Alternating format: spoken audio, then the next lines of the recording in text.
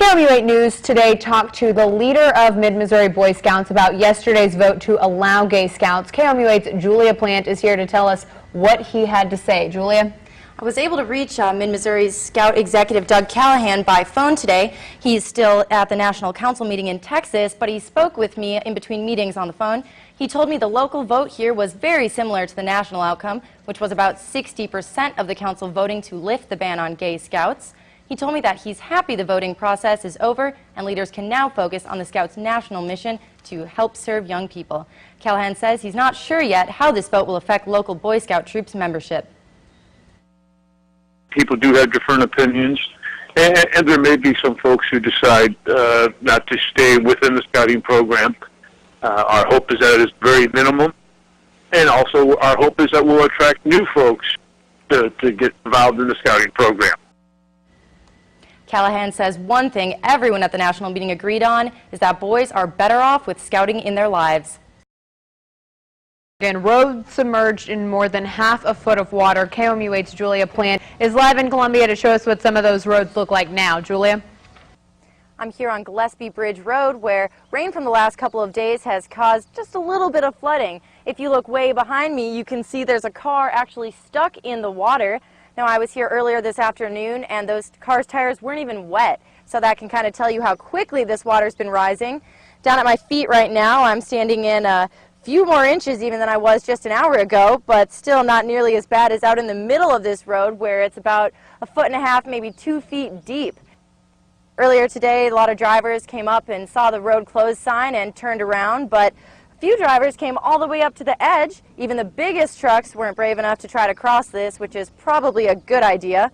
One resident that lives in the area says she only uses this road to get to and from I-70, but even now when it's raining, she knows not to try to cross. We actually just drove over it yesterday, and you could tell that the land was really wet. And I remember thinking, if we get one good rain, it's going to be gone. So now the weather here is continuing to rain, and the water has even pushed back a few inches since I've been talking here the last minute.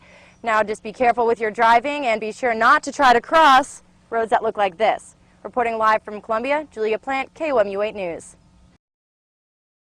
A 17-year-old student is facing felony charges after tampering with a high school yearbook. Good evening, I'm Nicole Kersavage. And I'm Brittany Pieper. The student responsible for the prank changed the last name of a classmate to the word masturbate in this year's Hickman High School yearbook. KOMU8's Julia Plant has been following this story and joins us now in the studio with more details on how the student was able to get the misspelling published. I spoke with Hickman High School's principal, Tracy Conrad, today, and she told me there are multiple people in charge of the yearbook before sending it to the printing company.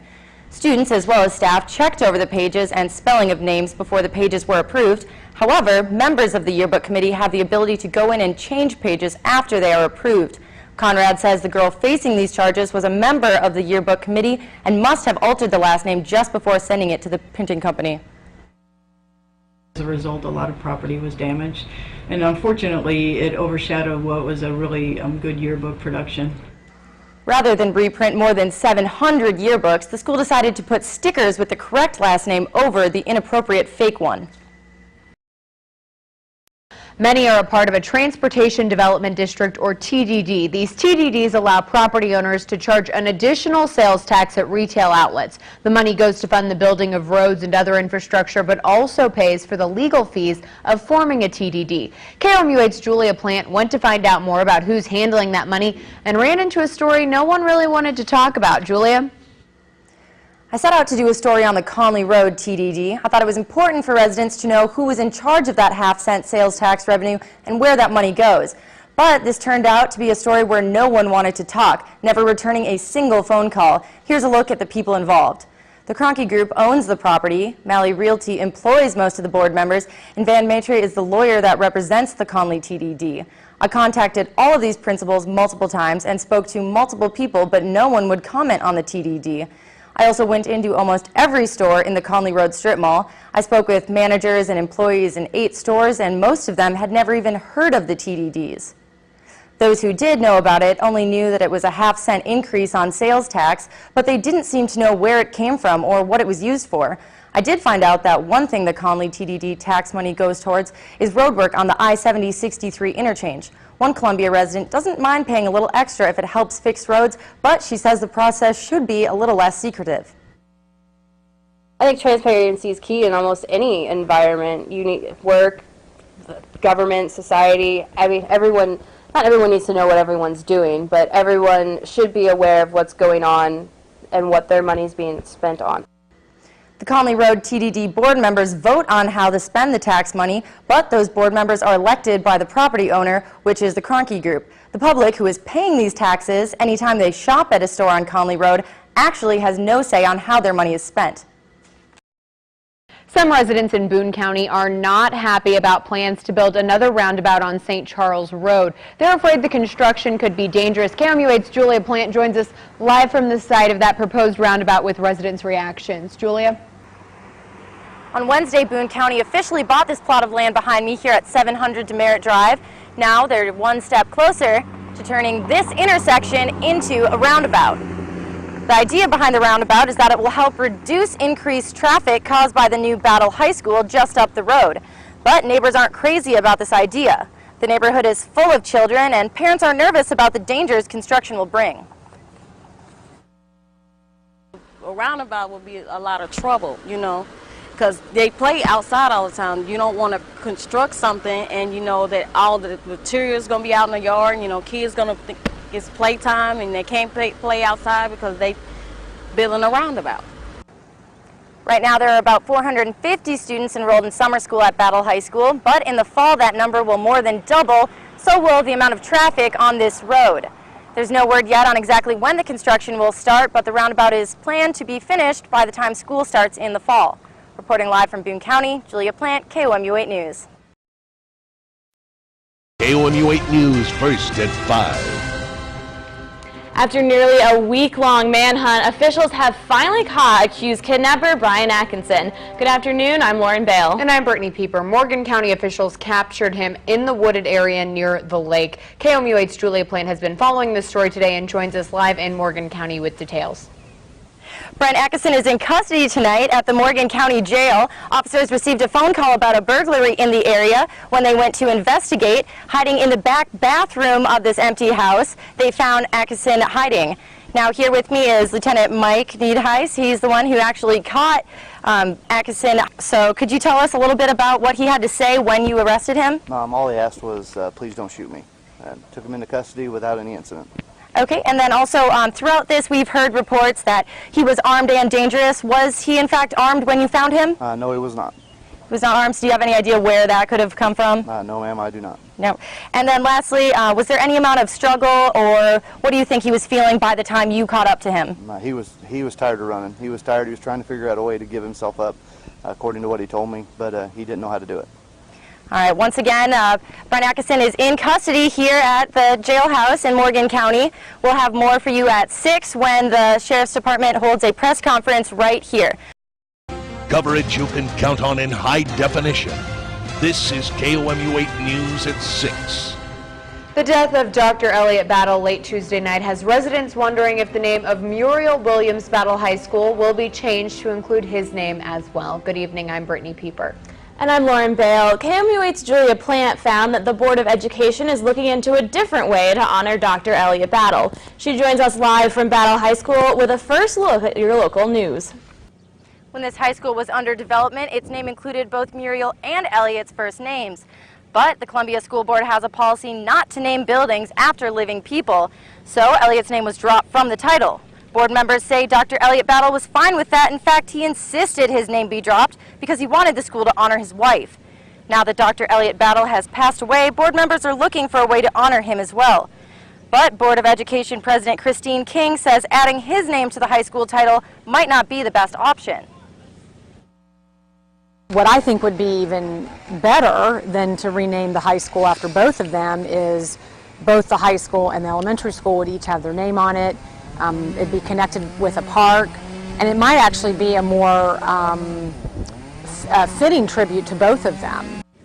The proposed elementary school would be on the other side of Battle High School's football field, in this field right here. King says she hopes someday that this area between the two schools will simply be known as the battleground. Reporting live in Boone County, Julia Plant, KOMU 8 News. Farmers in Boone County spent the day pumping thousands of gallons of water out of their fields and into the Missouri River. It's not the first time flooding has threatened to drown their crops. KOMU 8's Julia Plant found out how the Missouri River has affected mid-Missouri farmers this season. Robert Diedrich has farmed next to the Missouri River for almost 30 years. I'm about getting tired of living through all these record years because they said that for another one for this year for the amount of rainfall we've had in May and how cool it was and everything. I'd rather see a normal year once again. The huge amount of rain this season has flooded his fields more than once. He has already had to drain and replant parts of his fields. The U.S. Army Engineers manages the levees and reservoirs on the Missouri River, but it can only do so much to help farmers like Diedrich. So when we have flooding on the Missouri River, most of that flooding is caused by localized heavy rainfall, and it doesn't have anything to do with our reservoirs. After heavy rainfall, a lot of fields look like this. So farmers have to take the water and put it somewhere else. Back in here, the Missouri River, where it came from. We have a 30-inch impeller pump that'll pump about 28 to 30,000 gallons a minute. One farmer was out doing just that. He told me the first time his fields flooded, it took 12 hours to drain them. This time, he's hoping it will only take 8. There was enough water coming out to knock over a tree, but not enough to worry the engineers. Because the amount that they're pumping is very insignificant compared to the amount of water that's passing by. Diedrich says he's already lost between 1 and 200 acres of crops this season, but he doesn't blame the levee regulating. Kind of like you'd have to have a crystal ball to really be able to tell what to do. Julia Plant, KOMU 8 News, Boone County. Those same farmers who are struggling with flooding now were the lucky ones last year. The extra moisture and runoff that comes from living near the river actually helped them during the drought. The Steinberg Playground at Cosmo Park will look very different by this time next year. Part of the 2010 park sales tax included a $500,000 renovation to the 16-year-old playground. That's about to happen. KOMU 8's Julia Plant shows us the plan. A lot of moms see their kids on this equipment at the Steinberg Playground at Cosmo Park. The park is a favorite for many children and parents in Columbia, and for most of them, there's one feature that stands out. The space where he has actually to run around and do the things that he wants to do and to wear himself out. The huge amount of space at this park is also why park planners are excited to begin renovations. We're fortunate to have that great space. It's huge. There's lots of room. There's lots of room to add more features. There's also room for kids to run and to play. The playground here at Cosmo Park is a little bit outdated. Some of the equipment is rusting, but thanks to the park sales tax, within the next year or so, this park could be updated. And parents around here don't seem to have a problem with tax money going to fix up parks like this. Parks would be a good use of our tax money.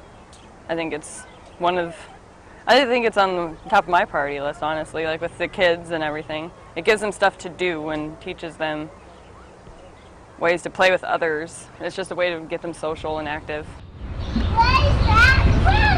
Huffington says plans for the renovations are almost finished, and the Parks and Recreation Department will hold a meeting for public input on the plans sometime in July or August. Since the department has $500,000, Huffington says it wants to do renovations that will be fun for the kids. The one thing we've kind of played with right now is to take it and call it the Steinberg Time Machine, and to kind of do a dinosaur theme roaming into what would be time travel in space, kind of using some different colors and using more of a themed playground.